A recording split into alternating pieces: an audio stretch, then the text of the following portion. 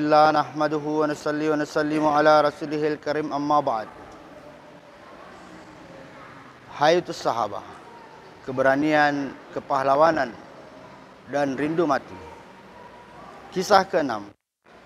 Sayyidina Sa'ad radhiyallahu anhu mengirim surat kepada Rustum dalam perang Yarmuk. Dalam satu pasukan perang yang akan berangkat ke Irak, Khalifah Umar bin Khattab radhiyallahu anhu berniat menyertai pasukan tersebut. Berkenaan dengan itu, masyarakat umum dan para tokoh akhirnya berkumpul dan bermusyawarah hingga beberapa hari. Apakah Khalifah Umar radhiyallahu anhu ikut dalam pertempuran atau lebih baik tinggal di Madinah? Untuk mempersiapkan keberangkatannya, masyarakat umum mengusulkan sebaiknya Khalifah Umar radhiyallahu anhu ikut berperang. Dan yang lainnya mengusulkan bahwa sebaiknya tinggal di Madinah. Dalam musyawarah tersebut, ada yang mengusulkan pula nama Sayyidina Sa'ad bin Abi Waqqas radhiyallahu anhu. Akhirnya mereka bersepakat Sayyidina Sa'ad bin Abi Waqqas radhiyallahu anhu yang memimpin pasukan tersebut, sehingga Khalifah Umar radhiyallahu anhu tidak perlu pergi ke medan perang. Sayyidina Sa'ad bin Abi Waqqas radhiyallahu anhu adalah seorang pemberani dan salah seorang singa Arab. Singkat cerita, Sayyidina Sa'ad bin Abi Waqqas radhiyallahu anhu akhirnya ditunjuk untuk memimpin pasukan muslimin.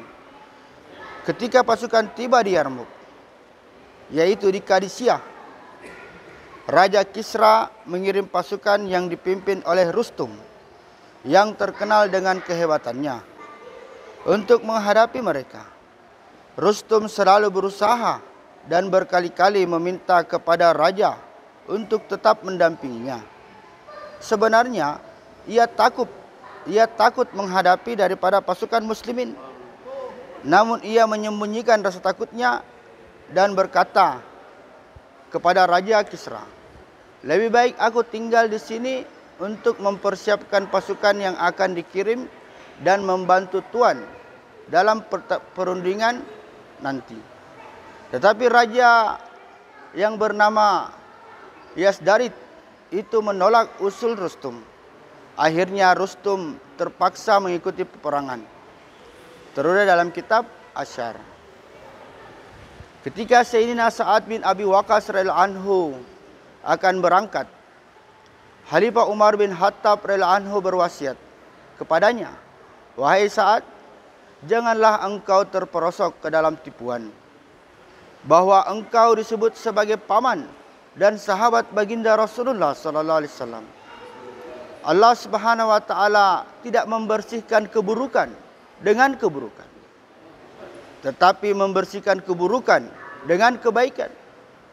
Allah Subhanahu wa taala tidak memiliki hubungan apapun dengan hambanya. Di sisinya hanya penghambaan padanya yang diterimanya. Di sisi Allah Subhanahu wa taala, orang berpangkat dan orang biasa semuanya sama. Semuanya adalah hambanya, dan Allah Subhanahu wa taala adalah Rabb bagi semuanya. Karunia-Nya didapatkan melalui penghambaan kepadanya. Dalam segala perkara hendaknya ditunaikan sesuai dengan contoh baginda Rasulullah sallallahu alaihi wasallam. Itulah yang namanya amal. Ingatlah nasihat ini dengan baik. Engkau dikirim untuk suatu tugas yang sangat besar. Itu dapat engkau kerjakan jika engkau hanya berpegang teguh kepada yang hak. Jadikanlah sifat baik sebagai kebiasaanmu dan kawan-kawanmu. Selalulah takut kepada Allah Subhanahu wa taala. Takut kepada Allah Subhanahu wa taala itu terkumpul dalam dua hal, yaitu menaati Allah Subhanahu wa taala dan menghindari dosa. Ketaatan kepada Allah Subhanahu wa taala akan didapatkan oleh mereka yang membenci dunia dan mencintai akhirat. Terdapat dalam kitab Asyar. Kemudian dengan wajah berseri, Sayyidina Sa'ad radhiyallahu anhu membawa pasukan yang keadaannya bisa tergambar dari surah yang ia kirimkan kepada Rustum, yang berbunyi, sesungguhnya aku membawa satu pasukan yang mencintai mati sebagaimana kalian orang-orang ajam mencintai khamar.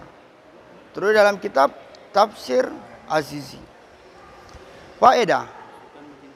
Tanyakanlah kepada para pecandu khamar bagaimana mereka menikmati kelezatannya.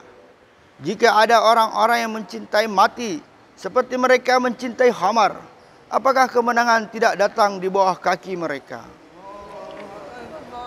Alhamdulillah. Itulah tadi satu hadis dari Sayyidina Sa'ad radhiyallahu anhu mengirim surat kepada Rustum dalam perang Yarmuk.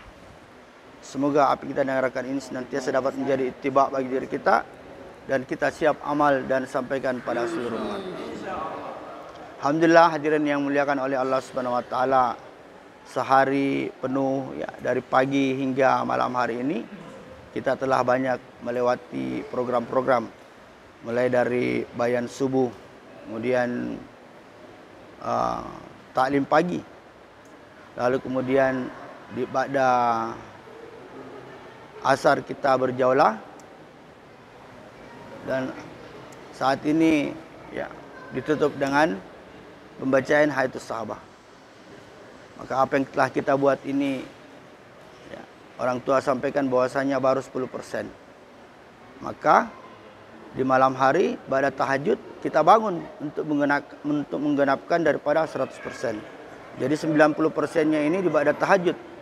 Nah, kenapa dikatakan 90%? Untuk lebih memotivasi kita. Jangan sampai yang tahajud ini kita lupakan. Ya. Maka kita tawajukan diri kita. Azamkan dalam diri sebelum kita tidur bahwasanya insya Allah sebentar malam saya akan bangun tahajud. Insya Allah saya siap. Bagaimana dengan tuan-tuan? Saya tutup dengan kifaratul majlis. Subhanakallahumma bihamdika asyhadu an la ilaha illa anta astaghfiruka wa atubu ilaik. Subhana rabbika rabbil izzati amma yasifun. Assalamu alal mursalin. Alhamdulillahirabbil alamin.